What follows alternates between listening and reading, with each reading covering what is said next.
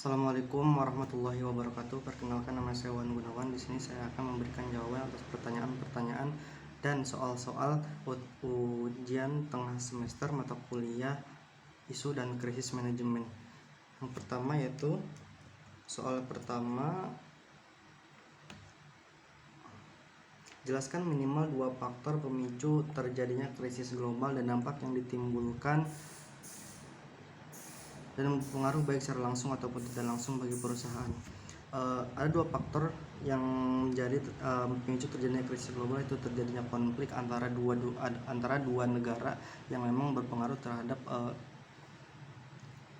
terhadap negara-negara lain di dunia ini. Contohnya minyak, tentu saja negara yang memiliki produksi minyak terbesar ketika berkonflik dengan satu negara, maka itu akan sangat berpengaruh terhadap negara-negara lain di dunia.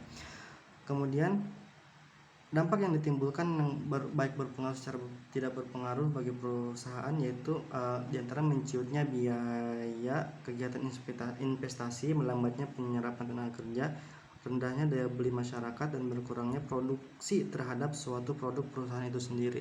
Ya, karena memang bahan-bahan yang menjadi bahan produksi perusahaan didapatkan dari negara yang berkonflik tadi, sehingga itu akan berdampak bagi perusahaan.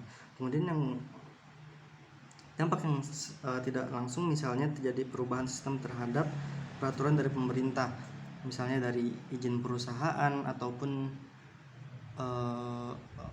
kebijakan-kebijakan pemerintah lain. Kemudian soal nomor 2 yaitu jelaskan minimal 3. Di sini 3. Jelaskan minimal 3 peranan seorang humas dalam mengelola isu agar tidak berkembang sehingga menjadi krisis yang berdampak terhadap organisasi operasional perusahaan. Yang pertama yaitu mengunggah press release ataupun melakukan konferensi pers guna untuk mengklarifikasi bahwa isu yang tersebar di luaran sana terhadap perusahaan itu tidak benar. Kemudian juga melakukan komunikasi atau interaksi dengan stakeholder atau pemangku kepentingan perusahaan guna untuk memberikan penjelasan terhadap isu yang terjadi. Kemudian yang ketiga menggiring isu tersebut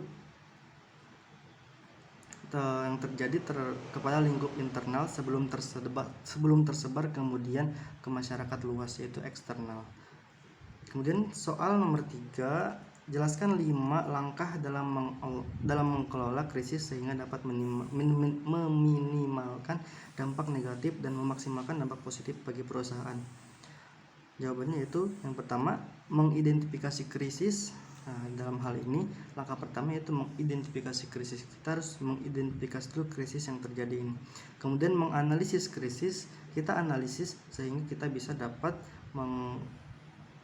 mengatasinya dengan baik. Kemudian mengisolasi krisis, kemudian pilih strategi yang tepat dalam menangani krisis tersebut.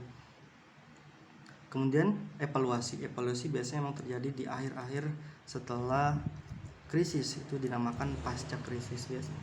Kemudian soalan nomor 4, di sini ada posisikan Anda